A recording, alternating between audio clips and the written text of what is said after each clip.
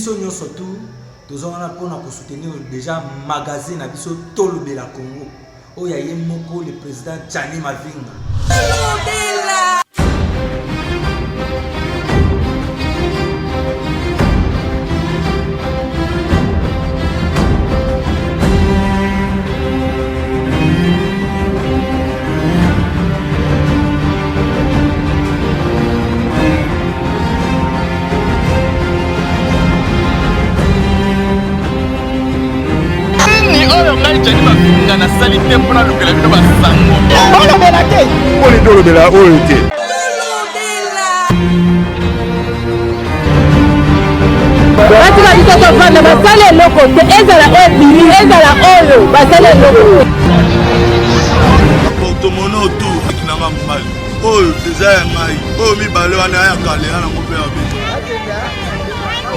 Pourquoi la balandi nyonso ya magazine d'information générale Tolobela Congo na biso bino bayebozwi libaku ya kolanda biso lisusu mokolo ya lelo tokofongola basango na biso na participation ya mokonzi ya mboka Félix Antoine Tshisekedi Tshilombo na mini sommet oyo ezwami na mboka Angola pona boluki kimia na partie est ya République démocratique du Congo esalemaki na médiation ya Joao Lorenzo tolanda élément ya Lydia Ngunza.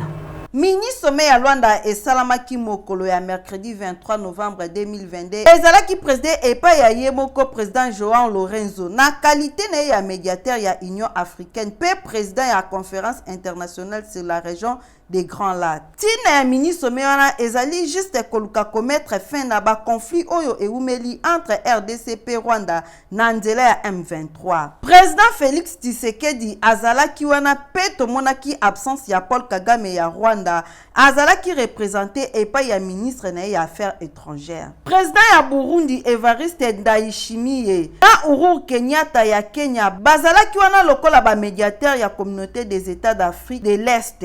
Toujours pour na koluka kotia kimia na partie est ya République démocratique du Congo.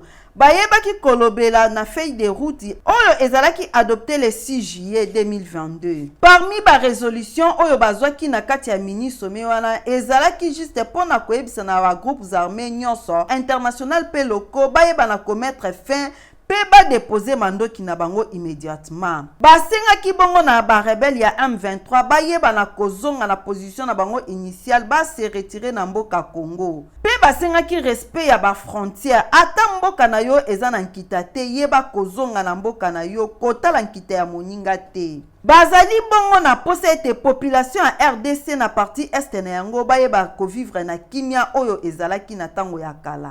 Nango biso magazine Tolobela Congo tokosenga na bayi politique nyonso basanga na océan mesa moko baluka kopesa population à partie est ya RDC kimia pe bino ba Rwandais biso tende tosengaka na bino bozala na mboka ya nzala bozanga nkita poete botia miso na bino tango nyonso na kati ya République démocratique du Congo bosenga nzambe apambola bino. Magazine Tolobela Congo tokolobela Congo. Totika basango na ngambu ya mboka Angola tokende bongo na Tunisie. Premier ministre Jean-Michel Sambalokonde azalaki fustigé na ba réaction ya secrétaire général ya francophonie par rapport à la situation sécuritaire ya est la République démocratique du Congo. Tolanda reportage à magazine Tolobela Congo na biso. Na marge ya 18e sommet ya francophonie oyo salemaki na Djerba na Tunisie, Louise Mushikiwabo aebaki na confirmer présence ya ba élément na République démocratique du Congo juste na frontière ya Rwanda. Alobaki oyo ezali menace ya sécurité po na mboka na ye. Abakisaki lisusu na koloba boye ezali insécurité po na mboka na ye Rwanda. Oyo ezalaki prise ya position totale surprenante. Ba affirmation na ye ezali kobimisa état rwandais lokola victime ya agression ya est ya République démocratique du Congo. Entre-temps sur terrain réalité ezali mususu. Ba attaque terroriste eza na sol congolais eza kutu même pas na 1 cm ya sol rwandaise. Prise ya position na faveur ya mboka na ye ezali ko justifier ba action macabre ya Kigali vis-à-vis ya République démocratique du Congo. actuel secrétaire général ya Organisation internationale ya francophonie ayebi bongo na ko réallumer tension entre les deux États. Na ngambu ya République démocratique du Congo oyo ezalaki représenté epai numéro 1 ya gouvernement Jean-Michel Samalokonde ayebaki na kozala fustigé na ba propos oyo secrétaire général ya francophonie ayebaki na ko prononcer vis-à-vis ya RDC. C'est important que dans son rôle justement de secrétaire général, elle reste au milieu du village. Peu importe effectivement qu'elle vienne du Rwanda, mais aujourd'hui nous sommes dans deux processus majeurs qui ont été engagés, notamment le processus de Nairobi et le processus de Luanda. Et dans ces deux processus, le premier, celui de Nairobi, c'est justement d'avoir un dispositif diplomatique qui va permettre à ce que les groupes armés puissent entrer dans une phase de dialogue, mais cela dans le but d'être désarmés et d'être réinsérés dans la vie sociale. Et à côté de ce processus, un processus de vérification en termes de responsabilité qui est mené par Luanda, précisément par le président Lorenzo. Et donc nous demandons à tous les acteurs de la région de jouer leur partition, de jouer leur rôle, de manière à ce qu'on puisse désarmer tous ces groupes. La RDC est engagée dans un processus pour garantir la paix et la sécurité de son territoire. Le gouvernement, le président de la République en tête, a dans son rôle régalien la protection de nos frontières et la souveraineté de notre État. Et donc c'est ce que nous allons protéger, et cela contre toutes les forces bien sûr qui viendraient perturber cet ordre. Aujourd'hui, nous le faisons sur notre sol parce que c'est notre intégrité que nous protégeons. Magazine Tolobela Congo Tokoloba pona mbongwana ya ekolo. Sénateur ya Union Sacrée bazali ko exiger gouvernement congolais basala retrait la République démocratique du Congo na activité ya francophonie pe bayeba na ko généraliser enseignement na langue anglaise. Tolanda élément ya magazine Tolobela Congo na biso. Sénateur ya Union Sacrée basalaki déclaration na hémicycle ya Palais du Peuple basengi gouvernement congolais bayeba na ko suspendre participation ya République démocratique du Congo na ba activité ya Organisation internationale ya francophonie. Et salemaki suite ya déclaration ya secrétaire général ya francophonie na mayematali situation sécuritaire ya partie est ya RDC. Bango bakendaki plus loin na ko exiger gouvernement bayeba na ko généraliser enseignement na langue anglaise. Exigence ya ba sénateur yango pe ezali souhait ya majorité ya population congolaise. Bango bazali dessus na komona complicité ya président français Macron na mboka Rwanda. Na pillage ya ba ressources naturelles ya République démocratique du Congo pe tentative effrénée ya balkanisation ya partie est. Fustigeons les silences et la passivité de la communauté internationale en général et la communauté africaine en particulier. Souscrivons au processus de Luanda et de Nairobi pour une paix durable en République démocratique du Congo. Face à l'injustice et au traitement discriminatoire à l'égard de la RDC, pourtant membre à part entière des Nations Unies, de l'Union africaine et de plusieurs organisations régionales et sous-régionales, les sénateurs de l'Union sacrée de la Nation se joignent à son Excellence Félix Antoine Tshisekedi Tshilombo, président de la République, chef de l'État, demandant au peuple congolais de se mobiliser massivement en vue de la défense de la patrie et la reconstruction de la République démocratique du Congo, notre patrimoine commun. Les sénateurs invitent tous les Congolais à plus de patriotisme, demandent au gouvernement de la République démocratique du Congo de suspendre sa participation aux activités de l'Organisation internationale de la francophonie et généraliser l'enseignement de l'anglais à tous les niveaux.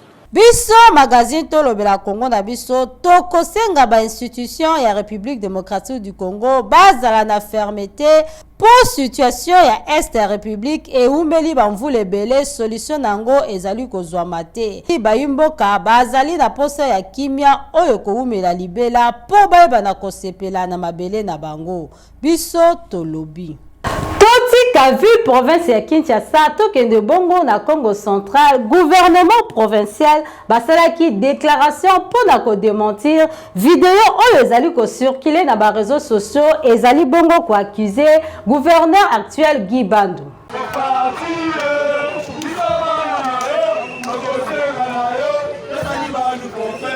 Congo RDC mboka oyo nzambe atondisa nkita ya ndenge na ndenge kasi yako kamwa bato oyo nzambe atya na kati ya Congo RDC tima mbimbi na ndenge akosakana te ata ozali kosala bolamu bakondima o kaka te mikolo oyo na internet ezali ya koyinda mwana mboka le gouverneur Eli oyo baeli provincial ya Congo central bamonaki ke esengelaki batya excellence Guy Bandou Ndungidi azala na tête ya Congo central parce que ye azali vraiment na souci ya Congo central akitaki kuna na dibamboma na territoire ya madimba esika wapi ayambaki mokonza mboka son excellence Félix Antoine Tshisekedi Tshilombo oyo akitaki pona kosala lancement ya bamisala ya kokotisa courant na kati ya dibamboma oyo ye moko mokonza mboka tanga tango mokonza mboka akitaki ayamama kitoko pa gouverneur élu ya Congo central mwana mboka Guy Bandou Ndungidi kasi ya kokamwa bakodi yongo basali kafumba la montage neti kaka ke monseigneur Kimbeni oya Kisantu apesaki gouverneur ya Congo central eloko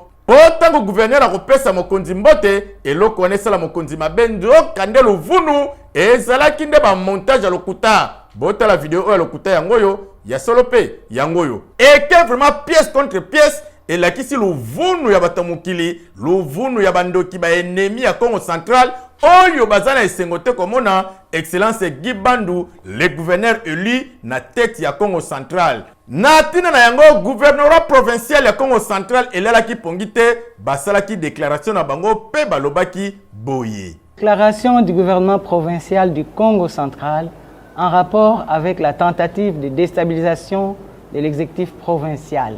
Les détracteurs du gouvernement provincial du Congo central en perte de vitesse face aux actions menées sur terrain au profit de la population sous le leadership éclairé de son Excellence Monsieur le gouverneur de province, le docteur Guy Bandou Ndungidi, ont adopté la diffamation, la calomnie et la médisance comme nouvelle stratégie de déstabilisation de la province qui pourtant, depuis l'avènement de l'autorité des provinces, vit une ère nouvelle de paix et de cohésion. Iso magazine tolobela Congo toko senga kaka na bayimboka soki bomoni mutu azali na makanisa kosala mosala boti kaye a travailler parce que azali wana po asunga mokonzi ya mboka son excellence Félix Antoine Tshisekedi Tshilombo po mboka oyo ezwa kimia Congo central ezwa pena batu ya solo solo makamba ki ennemi barando zanga tina ezali sous importante oyo ekomi place na ba masolo place na ba coopération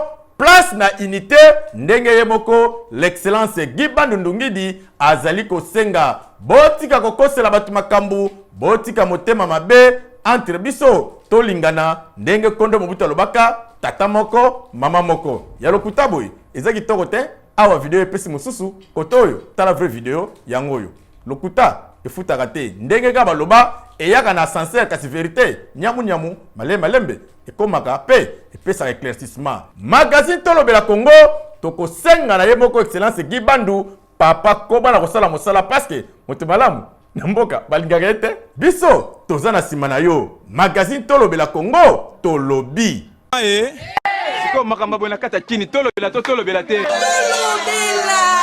lobelela bango bolobela te poni tolobela oyo te bolobela soki bino bobombi yango elakisi ke bino mpe boza complice bino mpe bolia bambongo totikala kaka na basango ya Congo central président ya mouvement socio-politico panafricaine Ruyana Mukuse mwana mboka Lumumba Kiambi ya Vanga a salué arrivée ya président de la République Félix Antoine Tshisekedi na village Mbanzaboma. Tolanda reportage ya Jani Mavinga. Mokola samedi le 19 novembre awa na dibamboma na territoire Madimba na Congo central ezalaki nde opesi imbwa lobi Mumeba Kave mokonza mboka son excellence Félix Antoine Tshisekedi Tshilombo akitaki pona kolanse bamisala ya kokotisa courant na ekole oya dibamboma esika wapi oye moko atanga. Mokonzi ya Congo central le gouverneur Eli excellence Guy Bandundungidi azalaki wana pona koyamba mokonza mboka Fati Beton esika wapi milulu esalamaki kitoko na ndenge osakana te. Tomonaki présence ya mokonzi ya Ria o ezali Renaissance pour l'unité africaine mwana mboka Joseph Lumumba Nkimbia Vanga oyo azali molobeli ya solo les jeunes leaders oyo azali kobunda pona ba intérêt collectif ya bana Congo central pe azali kobundela mabele ya kisantu pe madimba na ndenge mukete. Na micro magazine Tolobela Congo boyoka ndenge nini yemoko mwana mboka Joseph Lumumba Nkimbia Vanga atalisaki esengo na ye.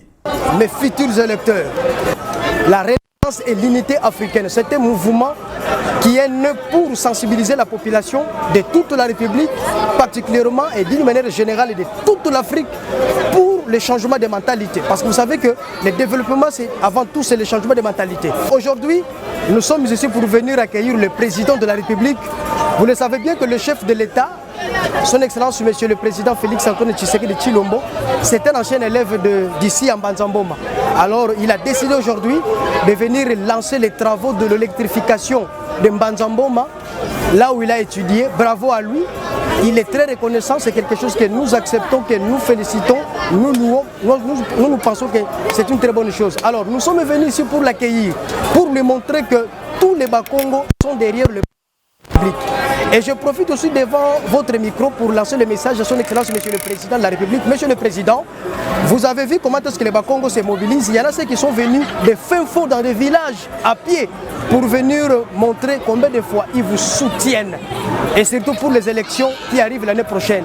Mais moi en tant que le leader de la République démocratique du Congo, particulièrement du Congo central et plus particulièrement du territoire de Madimba, je vous demande une seule chose, si vous pouvez vraiment traiter en urgence la route nationale numéro 16 Kisantu, Kimvula, en passant par l'Ingidinga. Ça, c'est quelque chose qui n'a jamais été fait et c'est quelque chose que tous les Madimbadiens, les territoires dans lesquels vous avez fait les études, nous avons une route qui pénalise tout le monde et cette route, c'est vraiment le plus grand cadeau que vous pouvez donner à la population du territoire de Madimba avant que vous puissiez terminer votre second mandat. Oui, nous vous l'attribuons déjà qu'en 2023, vous êtes vainqueur.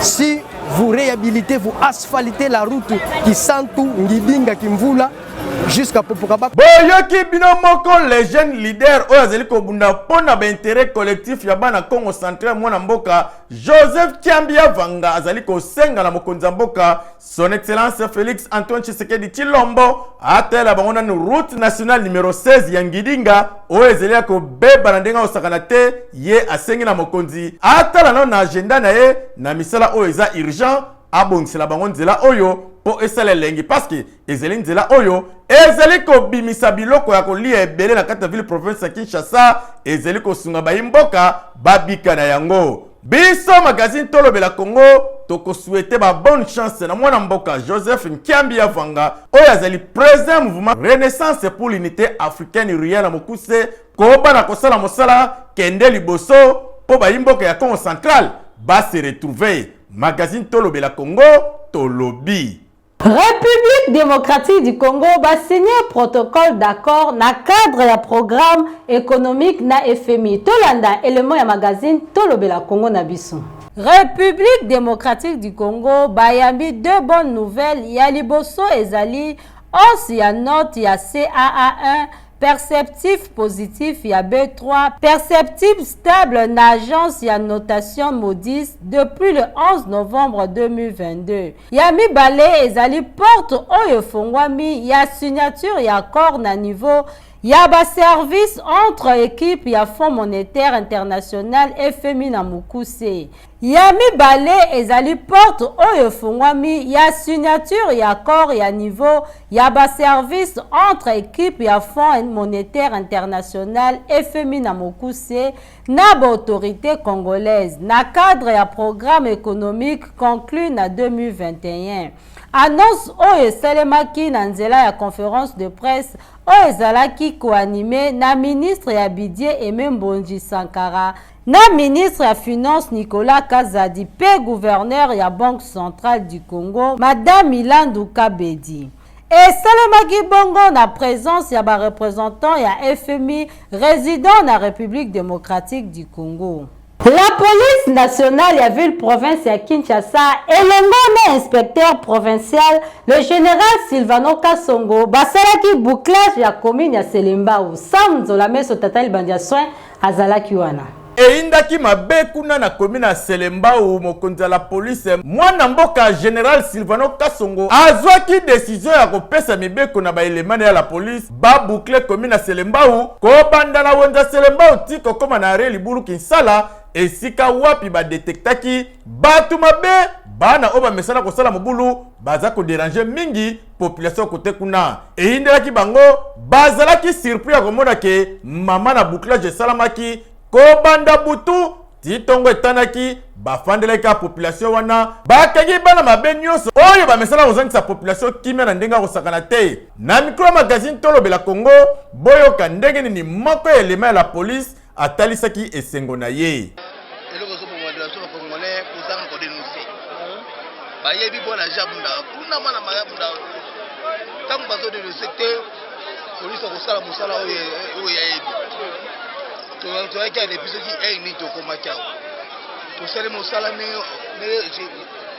général Silvano Kasongo atinaki biso nasuka ye moko général Kasongo abakisaki boye so baki population ezana la place aussi pour les tranquilles ezali kosala moko ya mesala chaque fois faut penser que parce que ce problème ezali to kende na lebe ya chakinya ene faut toki na mombele le kuzao mais tout kozala ailleurs parce que tous les années on a ni c'est le problème la gini pour travailler ni na business le service là et pour que to chakinya to kangamo ba donc ils sont tous sabatoire na longonya na général Kasongo musala kitoko elongo na ba elema na ye ko sala musala boye biso magazine tolobela Congo toko senga kaka na acquis des droits tango bakotindikela bana oyo boye bakotraiter dossier na bango malamu eko mateke ote dossier sans suite ote ba plaignant ba kite wana nyoso tumwa kanyaka mwa ba mama baya kolela kolanda bana na bango po ba défendre bango wana bozeli ko rendre mauvais service na population. Magazine tolobela Congo tokolobela Congo pona mbongo na ya mboka na biso siko makamba bona kata chini tolobela tolobela te lobelela bango bolobela te poni tolobela oyo te bolobela soki bino bobombi yango elakisi ke bino pe bozaka plus bino pe bolia bambongo. Centre hospitalier Kafek bayeli bayimboka machine ya sika na kombo ya prophète kuna ezali ko détecter babokono nyonso otamboli solution yango yo.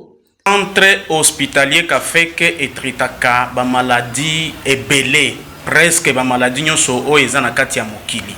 Ozana problème ya basi oyo babotaka te donc problème ya gynécologie maladie ya basi vraiment tozo traiter yango makasi. Zana machine moko oyo ezopesa biso ba diagnostic ya solo pona ba maladie ya basi. Na problème aussi ya ba malade oyo ya mikuwa rhumatisme ezo souffrir bato ebele ba hernie discale donc ba problème wana ezo sala ba souffrance surtout mikuwa wana vraiment tozana ba spécialiste oyo bazo traiter yango awa epa na biso makasi. Ona domaine ya poison tika na yo pardon bondimela ngai centre hospitalier Kafek domaine ya poison en tout cas à tes arts retardé to rapide awa soko ye ato tikalaki na 2 minutes ya liwa yeba ke soko zwikis ozwi solution. biso toza na nguya parce que toza na machine moko oyo toyaki na na poto oyo ezo détecter kitoko problème ya ba poison na kati ya nzoto. Machine oyo ezali ko détecter ba maladie nyos. Okosenga te o ebisa médecin onongai nazobela boy te. Appareil wana batio na kati ya appareil wana oyo tozobenga prophète biso to surnommé appareil wana prophète zozuwa maladie nyonso oyo eza na kati ya nzoto na ya mutu na ba symptôme nyonso na cause oyo ekozaka maladie wana appareil wana e proposer lisusu et pensi que non traitement ya mutu oyo il faut ko pesa et traitement ya tel traitement ona oyo etali ba spécialiste ya solo o bautaka bipai na bipai ezala mikili ya poto to awa na mboka centre hospitalier Kafek oza na raison. Solution ezali centre hospitalier Kafek o ezali kosunga bana Congo na talo moke awa ata mobola mozwi aza nesika na ye. Centre hospitalier Kafek toti promotion donc période où toza na promotion ezala ba examen ezala ba traitement ezala donc nyonso ba activité nyonso ezo salama awa na centre hospitalier Kafek ezana kati ya promotion adresse na biso sur olokibiso toza na référence makasi eza rond-point ezo sima ya station lodge au Mona Centre Hospitalier Kafeke, Avenue Ngindu, numéro 5, quartier Yolo Sud, commune de Kalam.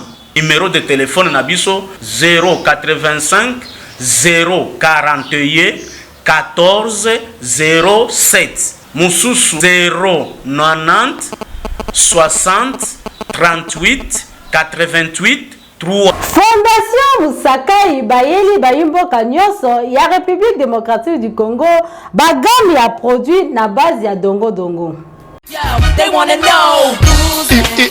Mon ami, qui dit bakolo, yoka bien, et yeo, la Fondation Musakai, Batilibino bagam ya produit dongo magique. Numéro 1. Et salami na gel ya gombo, donc dongo. Pona ba solution na bino, lokola, banduta.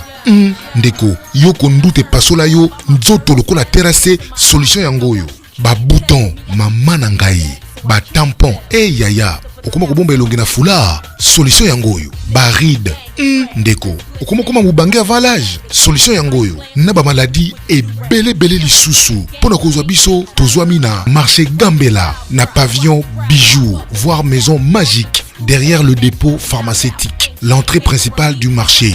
P na marché de la Liberté, pavillon 9, table 38. Tozapeli Soussou na rond-point Ngaba, en face de Sofecom Transfert, voire maison magique. Référence la police Karine, sur route bypass. Tozapeli Soussou na Bandalungwa, na avenue Kimvula, numéro 44, quartier Adoula, arrêt Bakayao. Référence école Sévigné. Tozapé na Congo Central. Na Matadi, na commune Yamvuzi, quartier sud, avenue Mobutu, numéro 13, référence bâtiment Makayavangu. Pour nous benga biso, pour nous information misusu, benga biso na plus 243 85 140 10 30. Merci Fondation Musakai. Dongo magique, c'est magique. Numéro 1.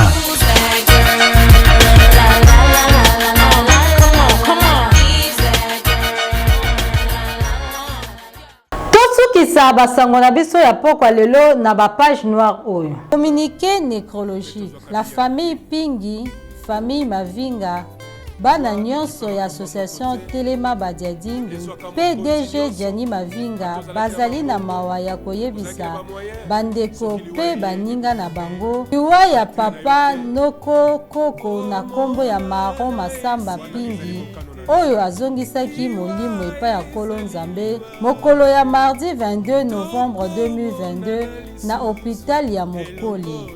Nzoto ya Mowei ezali na ndaku ya malili na hôpital ya Mokole. En attendant bobimi ya nzoto ya Mowei na ndaku ya malili, matanga ezali kosalema na résidence familiale oyo ezwami na balabala Bibuka numéro 11, quartier Cité Verte, commune ya Selembao. tika ete sango oyo ekomela na baressortissant nyonso ya village Kipingi pe Kimbumba na district ya Lukaya kuna na Congo Central. Tika ete molimo na ye epema na kimia. Communiqué signé directeur général ya magazine Tolobela Congo na biso Jani Mavinga. Communiqué nécrologique. Sa Majesté David Matadi Kibala, président ya communauté Tekeumbu, famille Malanda pe famille coutumière nyonso ya Matadi Kibala bazali na mawa ya koyebisa na bandeko baninga pe bayebani na bango liwa ya mwana yaya nièce na bango Lili Malanda oyo azongisaki molimo epai ya nkolo Nzambe le 11 novembre 2022 na nsima bokono mokuse. Programme ya matanga ezali boye. Mokolo ya vendredi 25 novembre 2022 veillée mortuaire ekosalema na résidence familiale Mbanza Bankulu ya Sa Majesté David Matadi Kibala. Mokolo ya samedi 26 novembre 2022 nzoto ya mowei ekobima na ndako ya malili na morgue ya Kasangulu. Okundami ekosalema na cimetière familial Mbanza Bankulu na commune ya Mongafula. Tika ete sango oyo ekomela bato nyonso oyo bayebaki Lili Malanda. Molimo na ye epema na kimia. Communiqué signé Sa Majesté David Matadi Kibala. Tokomi na suka édition na biso ya pokwa lelo topesi bino merci pour la patience pe fidélité oyo bozalaka na yango ya kolanda magazine information générale Tolobela Congo na biso na pesi merci et par mon DG Jani Mavinga mwana badiadinga solo pe molobeli ya population kuna na commune ya Selemba o musale ezali kosala makitoko na ndenga kosakana te na sima kamera Sam Nzola Mesonde asakanaki na bilili montage esimbamaki epai ya moko Josué Piano édition lelo pe supervision na yango esalemaki epai ya Lydia Ngunza. To dédié édition lelo na secrétaire général ya SID Devos Kitoko kuna musala ezali kosalema na ndenga kosakana te ngala bino tokutani soki nkolo Yesu azongi te.